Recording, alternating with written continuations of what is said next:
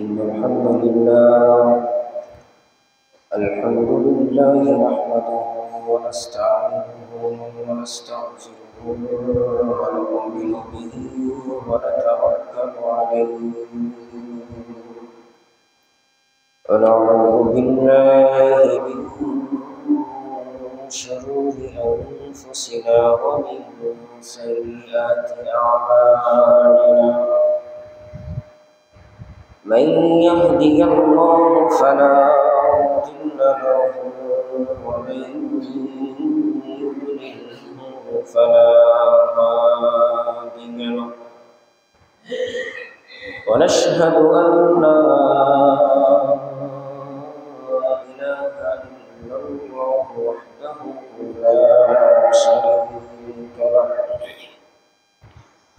ونشهد أن سيدنا وسندنا وحبيبنا وحبيب قلوبنا وطبيبنا وطبيب قلوبنا ومولانا محمدا عبد الله ورسوله الذي أرسله بالحق بشيرا ونذيرا وداعيا إلى الله بإذنه وسراجا منيرا فقد قال الله تعالى في كلامه المجيد وفي الفرقان التوحيد شكرا أعوذ بالله من الشيطان الرجيم بسم الله الرحمن الرحيم فأقيموا الصلاة وآتوا الزكاة واركعوا مع الراكعين. عن جابر بن عبد الله رضي الله تعالى عنه قال قال رسول الله صلى الله عليه وسلم على إقامة الصلاة وإيتاء الزكاة والنصح لكل مسلم. البخاري. إن الله وملائكته يصلون على النبي يا أيها الذين آمنوا صلوا عليه وسلموا تسليما. اللهم صل على سيدنا مولانا محمد وعلى آل سيدنا شفيعنا তুমি বলেছ রাসূল দেবে না বলনি দেবে না বলনি দেবে না ভাবে দেবে যাই প্রভু তুমি বলেছ রাসূল দেবে না। আলহামদুলিল্লাহ আলহামদুলিল্লাহ রাব্বিল আলামিন। সমস্ত প্রশংসা সমস্ত তারিফ সেই মহান রব্বুল আলামিনের দরবারে যে আল্লাহ তাআলা আমাদেরকে পবিত্র রমজান মাসের দ্বিতীয় পবিত্র জুমার দিন আল্লাহ তাআলা জুমার নামাজ আদায়ের জন্য তার ঘর মসজিদে আসার তৌফিক দান করলেন। সেই মহান রব্বুল আলামিনের দরবারে সবাই দিন থেকে শুকরিয়া আদায় করছি, সবাই করছি আলহামদুলিল্লাহ। লক্ষ কোটি দ্রুত সালাম পেশ করছি বিশ্ব মানবতার মুক্তির দূত দোজাহানের বাদশাহ বিশ্বনওয়ারে কায়নাত জনাবে মুহাম্মদ রাসূলুল্লাহ সাল্লাল্লাহু আলাইহি ওয়াসাল্লাম। সম্মানিত উপস্থিতি, পবিত্র রমজান মাস, মাহে রমজান। রমজান কিন্তু আমরা ধীরে ধীরে আস্তে আস্তে করে রমজান থেকে আমরা বিদায় নিচ্ছি, নাকি বলে? আমাদের মাস থেকে রমজান বিদায় নিয়ে চলে যাচ্ছে। তো এই রমজান মাস পাওয়ার পরে, এই রমজান মাস যে আল্লাহ তাআলা আমাদেরকে দিলেন, আমার হায়াতে রমজান মাস আল্লাহ তাআলা নসিব করলেন। এই রমজান মাস পাওয়ার পরে আমরা কি আমাদের জীবনের ভুল ত্রুটি গুনাহগুলোকে ক্ষমা করাইতে পারছি আল্লাহ তাআলার কাছ থেকে? এরকম গ্যারান্টি, এরকম আত্মবিশ্বাস আমাদের এখন হয়েছে? বলেন। কারণ আমরা আল্লাহ তাআলার কাছে হয়তো সেইভাবে এখন পর্যন্ত ক্ষমা চাই নাই, বিধায়ী আমরা এই কথা বলছি, নাকি বলেন? যেহেতু রমজানের দ্বিতীয় জুমা, এটা রমজান মাসের। আসলে এখানে আলোচনা ছিল হচ্ছে আপনার যাকাত সম্পর্কে।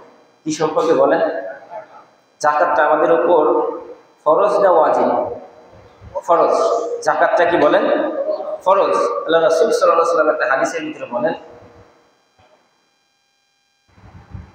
যে কেউ যেন নামাজ এবং যাকাতের মধ্যে পার্থক্য না করে।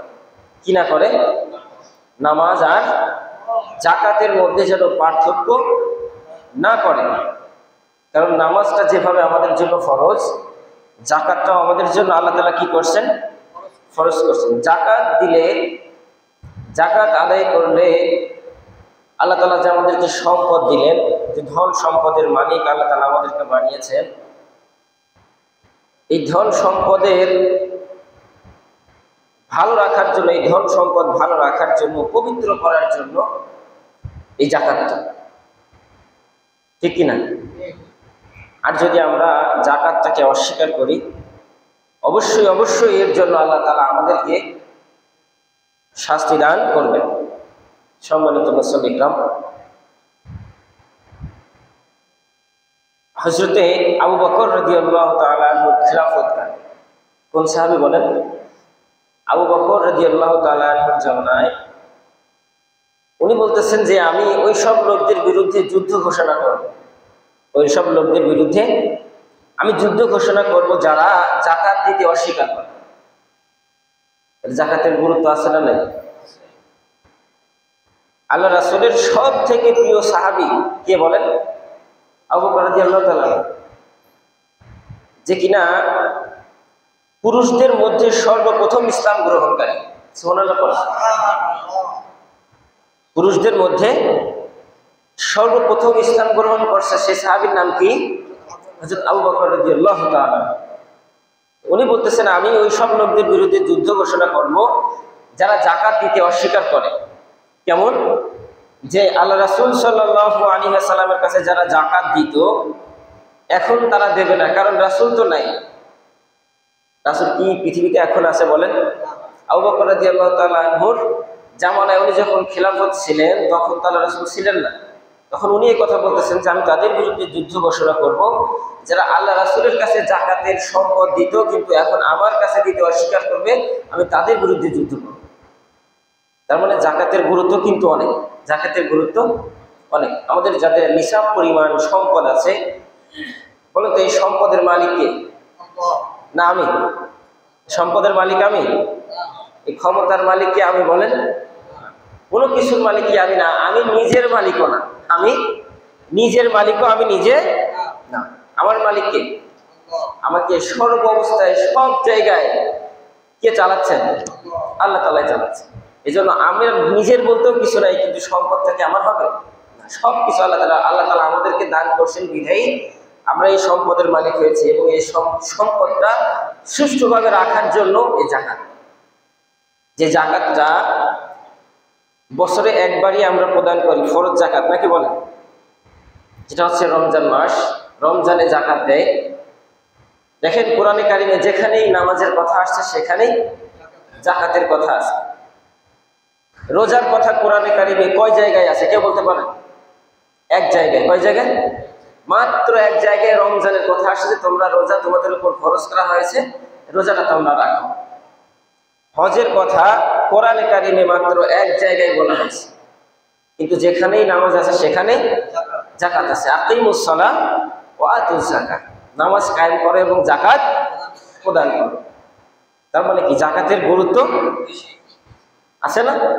নামাজ একরকম, যাকাতটা আর এক রকম, এরকম কিছু না।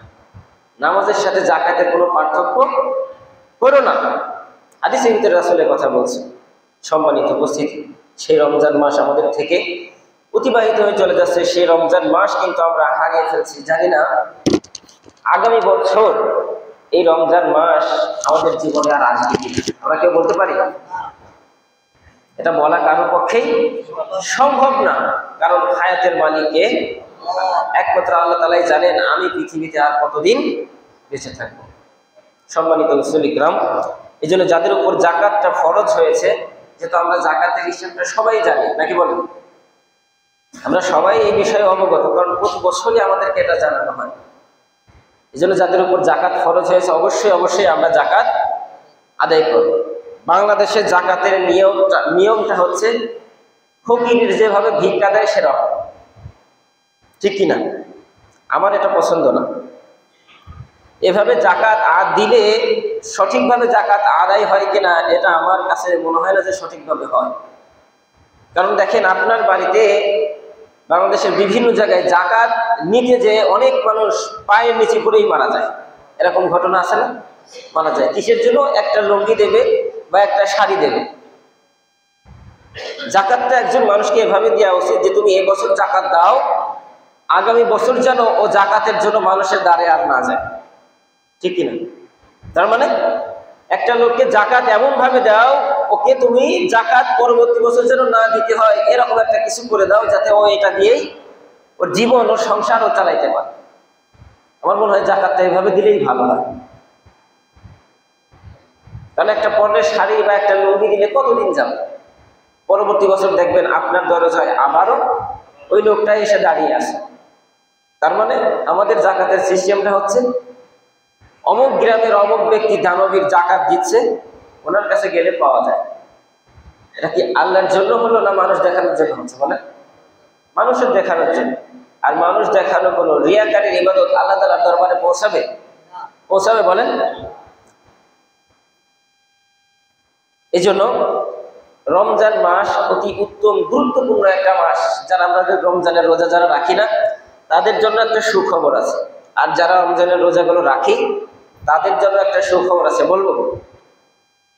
একজন বিজ্ঞ সায়েন্টিস্ট ডক্টর অশ্বনী, কি নাম? ডক্টর অশ্বনী। উনি পরীক্ষা নিরীক্ষার মাধ্যমে বলছেন, যদি কোনো ব্যক্তি দিনে 12 থেকে 14 ঘন্টা, 10 থেকে 15 ঘন্টার মধ্যে যদি না খেয়ে থাকে, পানাহার ছাড়া যদি থাকে, ওই ব্যক্তির রোগ প্রতিরোধ ক্ষমতা বেড়ে যায়। সুবহানাল্লাহ। এখনকার ডাক্তাররা এই কথা বলতেছে, কিন্তু সব থেকে বড় যে ডাক্তার, সে কতদিন আগে এই কথা বলছে?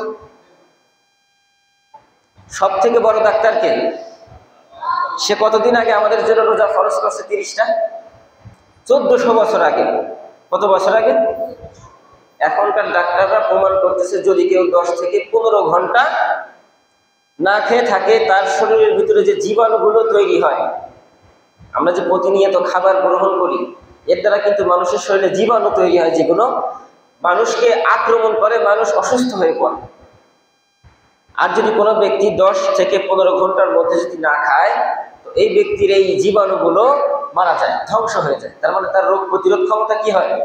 বেড়ে যায়।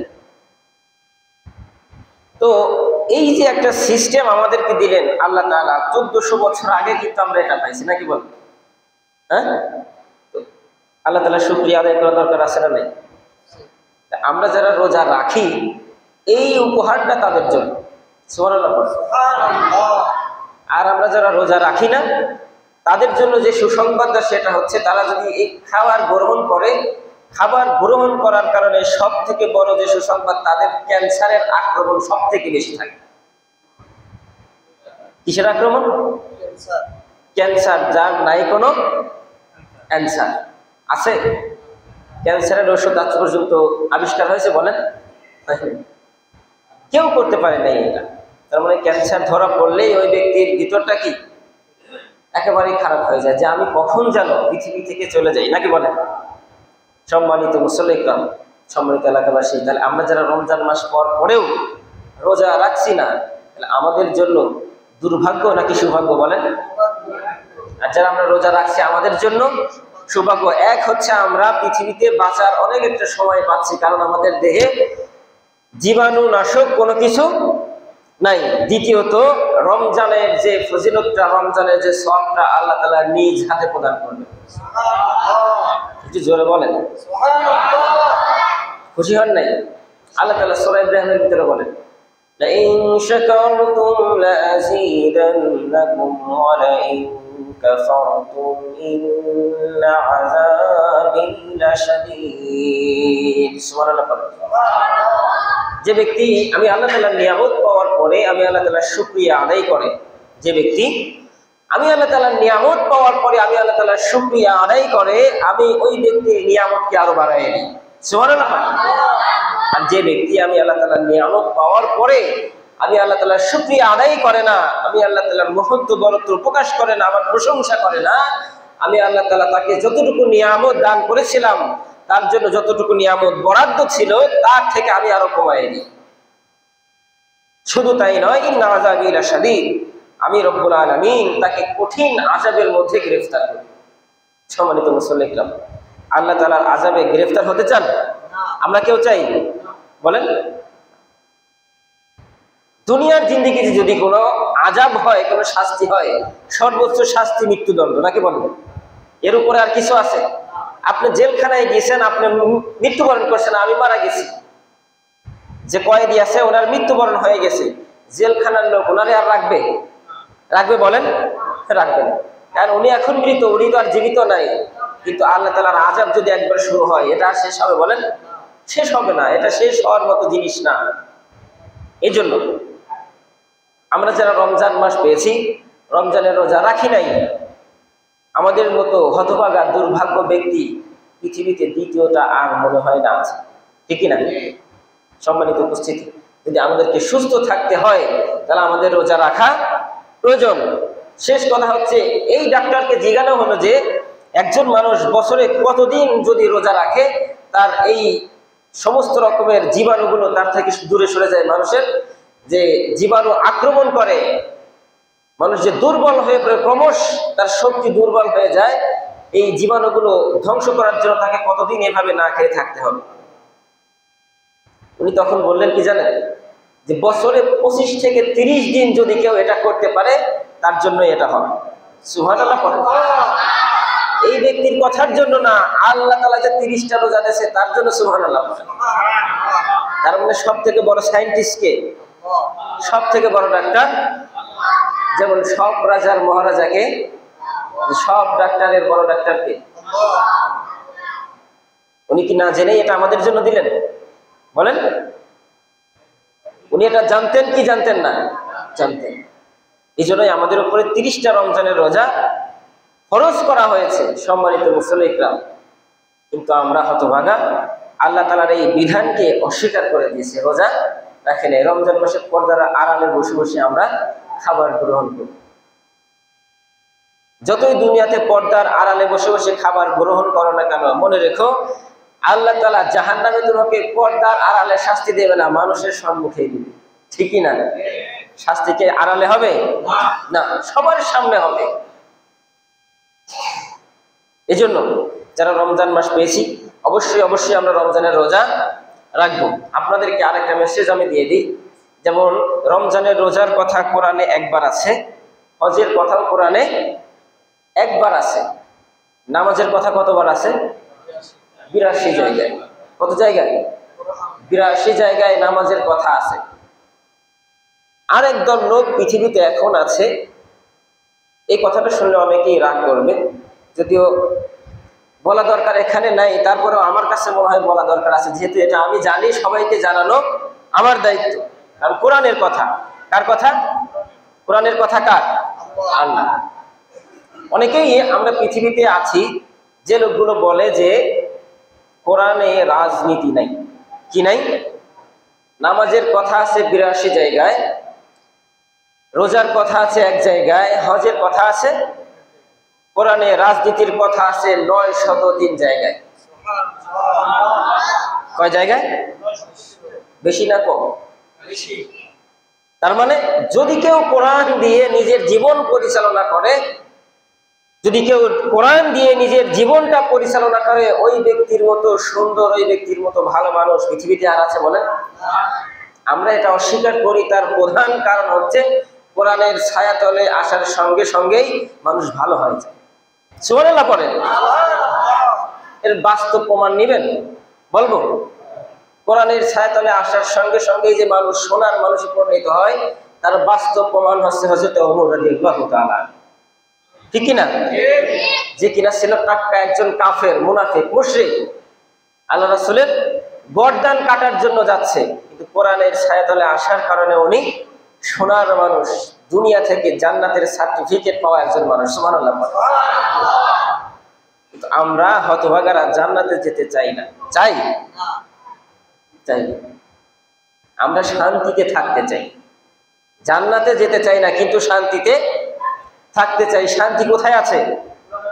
কোরআনের মধ্যে শান্তি আছে। কোরআনের নিচে যদি আপনারা কোরআনের ছায়াতলে যদি আসেন, তাহলে তো জান্নাতে যেতেই হবে। এই জন্য আমরা চাই না জান্নাতে যেতে, কিন্তু শান্তিতে থাকতে চাই। এই জন্য আমরা অস্বীকার করি যে কোরআনে কোনো রাজনীতি নাই। সম্মানিত মুসল্লি ইকরাম, আমাদের জন্য, এই উম্মতের জন্য নবীর ভালোবাসা কেমন জানেন?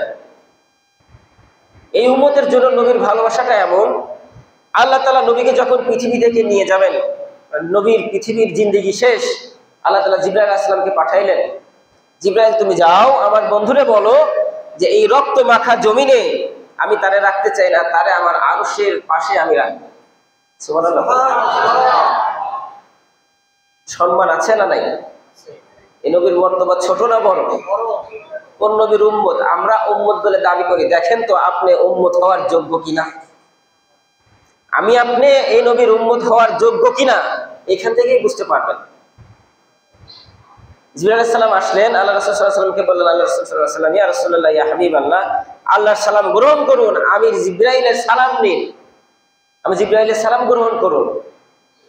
ইয়া রাসূলুল্লাহ, ইয়া হাবিবাল্লাহ, আল্লাহ তাআলা আপনাকে একটা অফার দিয়েছে, সেটা হচ্ছে এই কলুষিত জমিনে, এই রক্ত মাখা জমিনে আল্লাহ তাআলা আপনাকে রাখতে চান না, আল্লাহ তাআলা আপনাকে তার আরশের পাশে রাখতে চান। আমার নবী, দয়ার নবী, মায়ার নবী কান্না শুরু করলেন। কি শুরু করলেন? এত বড় অফার পাওয়ার পরেও কেউ কান্না করে বলেন? আরশের পাশে জায়গা মানে অনেক কিছু, কিন্তু আল্লাহ নবী কান্নাকাটি করতেছেন। জিবরাইল আলাইহিস সালাম জিগাইলেন, ইয়া রাসূলুল্লাহ, ইয়া হাবিবাল্লাহ, কেন কান্না করতেছেন? আপনি কি খুশি হন নাই? দয়ার নবী, মায়ের নবী জিবরাইলকে প্রশ্ন করলেন, হে জিবরাইল, আমি খুশি হয়েছি, কিন্তু আমি জানতে চাই যে এই জমিনে যে আমার গুনাহগার উম্মতেরা আছে, এরা মৃত্যুর পরে কোথায় থাকবে? এরা মৃত্যুর পরে কোথায় থাকবে? জিবরাইল বলেন, এরা এই জমিনেই থাকবে। নবীজি আরো বেশি কান্না করতেছেন। কি করতেছেন? আরো বেশি কান্না করতেছেন। কেন? আল্লাহ নবী সাল্লাল্লাহু আলাইহি ওয়াসাল্লাম তখন বলতেছেন, জিবরাইল, আমি আল্লাহ তাআলার এই অফারটা গ্রহণ করতে পারলাম না। সুবহানাল্লাহ পড়ো। কেন? আমি আল্লাহর আরশে থাকবো আর আমার গুনাহগার উম্মতরা এই জমিনে থাকবে, এটা আমি চাই না। তুমি আল্লাহ তাআলার কাছে ফিরে যাও, আল্লাহ তাআলাকে বলো আমি এই রক্ত মাখা জমিনে আমার গুনাহগার উম্মতের সাথেই থাকতে চাই। মুসলমান আমরা উম্মত বলে দাবি করি নবীর। আমরা কোন নবীর উম্মত?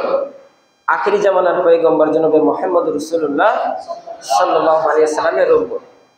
এখন দেখেন তো আমরা এই নবীর উম্মত বলে দাবি করার যোগ্য কিনা। নবী বলছে যে তারাকতু ফীকুম আমরাইন লাম তাদিল্লু মা তামাসসাকুম বিহিমা কিতাবাল্লাহি ওয়া সুন্নাতুর রাসূল। দুইটা জিনিস আমি তোমাদের মাঝে রেখে গেলাম। কয়টা জিনিস? দুইটা জিনিস। এক নম্বরে হচ্ছে কিতাবুল্লাহ, আল্লাহ তাআলার কিতাব, তার মানে হচ্ছে আল কোরআন। কি বলেন? আল কোরআন। দুই নম্বরে হচ্ছে হাদিস। কি? হাদিস। আল কোরআনের জীবন্ত ব্যাখ্যা হাদিস। বুঝতে পারছেন? এই দুইটা জিনিস যদি কোনো ব্যক্তি আঁকড়ে ধরে, নিজের কাছে রাখতে পারে, এই অনুযায়ী আমল করে জিন্দেগি চালাইতে পারে, ওই ব্যক্তি কখনো পথভ্রষ্ট হবে না, কখনো ধ্বংস হবে না। সম্মানিত মুসল্লি কিরাম, আমরা সবাই কি এটা করতে পারি? পারছি বলেন? কিন্তু আমরা নবীর উম্মত বলে দাবি করি যে আমরা এই নবীর উম্মত, কিন্তু আমরা কি করি? আল উলামা ওয়ারাসাতুল আমবিয়া, এই নবীর যে ওয়ারিসরা আছে, নবী তো পৃথিবীতে এখন নাই, আছে বলেন? তো নবীদের ওয়ারিসরা কিন্তু পৃথিবীতে এখন আছে। নবীদের ওয়ারিস কারা? আলেমরা। কারা বলেন? আলেমরা। কিন্তু আমরা তাদের বিরুদ্ধে আচরণ করি, তাদের বিরুদ্ধে যাই, নাকি বলেন? তারা একটা কথা বললেই সেটাকে নিয়ে আমরা এদিক সেদিক ঘোরাফেরা করি, কানাঘুষা করি, মিথ্যা মামলায় ফাঁসিয়ে আমরা তাদেরকে ফাঁসির কাজ পর্যন্ত ঝোলাইছি, নাকি বলেন? আপনি আলেমের বিরোধিতা করেন নাই, আপনি করছেন আল্লাহ এবং আল্লাহ রাসূলের বিরোধিতা, ঠিক কি না? আমরা যে রোজা রাখি না, এই রোজার ফরজ বিধানটা কে দিয়েছেন? কার উপরে প্রথমে এই রোজার ফরজ বিধানটা আসছে? আল্লাহর নবীর উপরে, নাকি? ওনার কাছেই তো আসছে ওহিটা। এরপরে উনি আমাদেরকে জানিয়েছেন, কিন্তু আমরা রোজা রাখছি না, তাহলে আমরা বিরুদ্ধাচরণ করতেছি কার? আমরা তো এখন শুধু বলি ইয়া আইয়ুহাল্লাযীনা আমানু কুতিবা আলাইকুমুস সিয়াম কামা কুতিবা আলাল লাযীনা মিন ক্বাবলিকুম লাআল্লাকুম তাত্তাকুন। যেটা কোরআনের আয়াত, এই এক জায়গায় আছে, পুরো কোরআন শরীফের ভিতরে একটা আয়াতই আছে যেটা রোজা ফরজ হওয়ার বিধান। এখানে আল্লাহ তাআলা বলছেন যে তোমাদের উপরে রোজার বিধানটা ফরজ করা হয়েছে, যেমন পূর্ববর্তীদের উপরে রোজা ফরজ করা হয়েছিল, যাতে তোমরা খোদাভীরু হতে পারো, তাকওয়া অর্জন করতে পারো। সম্মানিত মুসলিম, এটা আমাদের বলার দায়িত্ব, যেহেতু আমরা এটা জানি, কিন্তু মানার দায়িত্ব কার? আমাদের সবার। আর যদি আমরা না মানি, তার মানে আমরা বিরোধিতা করতেছি কার? সরাসরি আল্লাহ এবং আল্লাহ রাসূলের। আমরা কিভাবে এই নবীর শাফায়াত চাই পাবো বলেন? তার বিরুদ্ধে আচরণ করে, যেমন এখন আমাদের দেশে বিভিন্ন দলে বিভক্ত মানুষ, নাকি বলেন? এক দলের মানুষ আরেক দলের দেখতে পারে না, আরেক দলের মানুষ আরেক দলের দেখতে পারে না, পারে বলেন? যার যখন ক্ষমতা সে তখন, একটা কথা আছে না, যে যখন চেয়ারে সে তখন কিসে থাকে? গিয়ারে থাকে। যে যখন চেয়ারে সে তখন গিয়ারে। আল্লাহ তাআলা এই গিয়ারটা কিয়ামতের দিন দেবেন। এই গিয়ারটা আল্লাহ তাআলাও কিয়ামতের দিন দেবেন, কারণ ওই দিন কারো ক্ষমতা কাজে আসবে না, এক ক্ষমতা থাকবে কার? আল্লাহ। সব রাজার মহারাজা, রাজা ধীরাজ যাকে বলা হয়, আল্লাহ তাআলাই থাকবেন ওই দিন। কোনো অবিচার করা হবে না, একবারে সুষ্ঠু বিচার। দুনিয়াতে তো সুষ্ঠু বিচার নাই, আছে বলেন? নাই, দুনিয়াতে সুষ্ঠু বিচার নাই, কিন্তু ওই দিন একেবারে সুষ্ঠু বিচার হবে। কারোর কাছে জুলুম করা হবে না, যার যতটুকু প্রাপ্য আল্লাহ ততটুকুই বুঝাই দিবেন। সেই দিনের অপেক্ষায় আমরা আছি, কিন্তু অপেক্ষায় থাকলে হবে না, সেই দিনে যেন ধরে না খেয়ে যাই, এই কাজ আমাদের করা দরকার আছে না নাই? এই জন্য আমরা যারা রমজানের রোজা এখন পর্যন্ত রাখেনি, আল্লাহ তাআলার কাছে তাওবা করেন, রোজা রাখেন। আর যে রোজাগুলো ভাঙছেন, একটা রোজার পরিবর্তে এটা তো করতেই হবে, মাস্ট বি, এটা প্রয়োজন, এটা আপনার করাই লাগবে। একটা রোজা ভাঙার কারণে একাধারে কোনো বন্ধ করা যাবে না। কতদিন রোজা রাখতে হবে? 2 মাস, মানে 60 দিন। এর মাঝে একদিনও গ্যাপ দেওয়া যাবে না। এটা হচ্ছে আপনার শাস্তি দুনিয়াতে। আর যদি না রেখে যাই, কিয়ামতের দিন ভিন্ন শাস্তি হইতে পারে, নাকি বলেন? কিন্তু একটা রোজা ভাঙার কারণে এটা তো আপনাকে রাখতেই হবে, এইটার বাহিরে আরো 60টা রোজা করতে হবে, যেগুলো করছেন অনেকেই। এই যে আজকে 13 রমজান, নাকি? আজকে 13 রমজান, এই 13টার একটাও রাখে না, অনেক মানুষ আছে। তাহলে আপনার জন্য কি হবে আপনি চিন্তা করছেন? যারা এই রোজাগুলো আমরা কাজা করে ফেললাম, রাখি নাই, খেয়াল খুশি মতো খাওয়া দাওয়া করতেছি, ঘুরতেছি, সবকিছু আছে, শক্তি আছে, আমি রোজা রাখতে পারি না, নাকি বলেন? এরকম লোক আছে না? সম্মানিত উপস্থিতি, সম্মানিত এলাকাবাসী, আল্লাহ তাআলার কাছে ক্ষমা চান। আল্লাহ তাআলা অবশ্যই অবশ্যই দয়ার সাগর, আল্লাহ তাআলা মাফ করবেন। আপনার গুনাহ যত বড়ই হোক না কেন, বান্দার গুনাহ যত বড়ই হোক না কেন, আল্লাহ তাআলার দয়া তার থেকেও 100 গুণ বেশি। সুবহানাল্লাহ। আল্লাহ তাআলা মাফ করে দিবেন। এ পর্যন্তই শেষ করছি। 2 নম্বর যে কথাটা বলবো সেটা হচ্ছে, আজ কয়েকদিনে অনেক প্রশ্নের সম্মুখীন হয়েছি। আসলে প্রশ্নের জবাব দেওয়াটা আমাদের জন্য উচিত না, তারপরেও আমি বলি, অনেকেই প্রশ্ন করে যে রোজা রেখে চারা কাটা যাবে কিনা, হাতের নখ কাটা যায় কিনা। রোজার সাথে এর কোনো সম্পর্ক নাই। যদি কেউ রোজা রেখে নখ কাটে, তার রোজার কোনো ক্ষতি হয় না। অনেকেই প্রশ্ন করে, হুজুর একজন করছে রোজা রেখে কি দাড়ি কাটা যায়? কি? আচ্ছা, রোজা রেখে দাড়ি কাটা যায় না, রোজার বাইরে কি দাড়ি কাটা যায়? বলেন তো। রোজা রেখে দাড়ি কাটা বুঝলাম যে যায় না, রোজার বাইরে কি দাড়ি কাটা যায়? দাড়িকে তুমি কি করো, ছেড়ে দাও, আর গোফকে ছোট করো। আমি একজনের দেখছি কুষ্টিয়াতে গেছিলাম ঠাকুর বাড়িতে, এইরকম মোচ উঁচু করে পান খাচ্ছে, দাড়ি নাই, মোচ উঁচু করে পান খাচ্ছে। ওইটা ছোট করো আর এটা ছেড়ে দাও, বড় করো, তার মানে এটা কখনোই কাটা জায়েজ নাই, এটা কাটা ঠিক না, যেটা আল্লাহ রাসূলের সুন্নাত, এটা আপনাকে ছেড়ে দিতে হবে। আমরা যারা দাড়ি কাটি আপনারা সাবধান হয়ে যান, কিয়ামতের দিন নবীর শাফায়াত ছাড়া কিন্তু জান্নাতে যাওয়া সম্ভব হয়ে যাবে। আর আপনার মুখে যদি এই সাইনবোর্ড না থাকে, নবী কিন্তু আপনাকে চোখ কান দূরে ঠেলে দেবে। কি করবে? দূরে ঠেলে দেবে। এই জন্য আমরা যারা এই দাড়িগুলো কাটছি, রোজার সাথে, রোজা ভঙ্গের সাথে কিছু কারণ, সেটা হচ্ছে আপনাকে পানাহার করলে রোজা ভেঙে যাবে। কি করলে? যদি আপনি খান তাহলে রোজা ভেঙে যাবে। অনেকেই মনে করে যে সিগারেট বিড়ি খেলে তো রোজা ভেঙে না, এটা তো খাবার না, ধোয়া, রোজা ভেঙে যাবে। কেউ যদি নাকে কানে কোনো ঔষধ ব্যবহার করে, তেল অথবা ঔষধ যাই ব্যবহার করে না কোনো তরল জাতীয়, তার রোজা ভেঙে যাবে। যদি কেউ রোজা থাকা অবস্থায়, ডায়াবেটিক্সের পেশেন্টরা আপনার ইনসুলিন নেয়, রোজা ভাঙে না, এটার জন্য রোজার কোনো ক্ষতি হয় না। কিন্তু নাকে আর যদি কানে হচ্ছে আপনার ঔষধ ব্যবহার করে তরল জিনিস, তার রোজা কিন্তু নষ্ট হয়ে যায়। বুঝতে পারছেন? বিভিন্ন ধরনের সুগন্ধি, যেমন ওই যে আগরবাতি জ্বালায়, আগরবাতির ধোঁয়া যদি কেউ ইচ্ছাকৃতভাবে টেনে নেয়, তার রোজাটা নষ্ট হয়ে যায়। আতর ব্যবহার করা যায়, আতর ব্যবহার করা যাবে। অনিচ্ছাকৃতভাবে যদি কেউ খায়, তার রোজা ভাঙে না। অনিচ্ছাকৃতভাবে যদি কারোর বমি হয়ে যায়, তার রোজা ভাঙে না। অনেকেই বলে যদি গায়ের থেকে রক্তক্ষরণ হয় তার রোজা ভাঙে, আসলে না, এটা কোথাও নাই। কেউ যদি ইচ্ছাকৃতভাবে বমি করে, তার রোজা ভেঙে যাবে। এরপর আমাদের জন্য রমজান মাসে যে আর একটা জিনিস নিষিদ্ধ আছে, সেটা হচ্ছে স্ত্রী সঙ্গম যদি করে কেউ রোজা থেকে, তার রোজা ভেঙে যাবে। এই জন্য আপনারা অনেকেই এই প্রশ্নটা আমাদের করছে যে হুজুর, রোজা থেকে কি এই দাড়ি কাটা যায় বা হাতের নখ কাটা যায়? এগুলো কাটা, নখ কাটা যাবে, দাড়ি কাটা যেমন রোজার বাইরেও যায় না, রোজার ভিতরেও যায় না। রোজার ভিতরেও যেমন দাড়ি কাটা যাবে না, রোজার বাইরেও আপনারা কাটবেন না। এটা দাড়ি মুসলমানের একটা সৌন্দর্য। দাড়িটা কি? মুসলমানের একটা সৌন্দর্য। এই জন্য আপনারা চেষ্টা করবেন রোজার যে হকগুলো আছে, এগুলো সঠিক নিয়মে আদায় করে আল্লাহ তাআলা আমাদের যেন পালন করার তৌফিক দেন, আমিন। এবং রমজানের যে যাকাতটা আমরা আদায় করি, এই যাকাতটা সঠিক নিয়মে, সঠিকভাবে যেন আল্লাহ তাআলা আমাদের আদায় করার তৌফিক দেন, সবাই পড়েন আমিন। আলহামদুলিল্লাহি রাব্বিল আলামিন। রাসূলুল্লাহ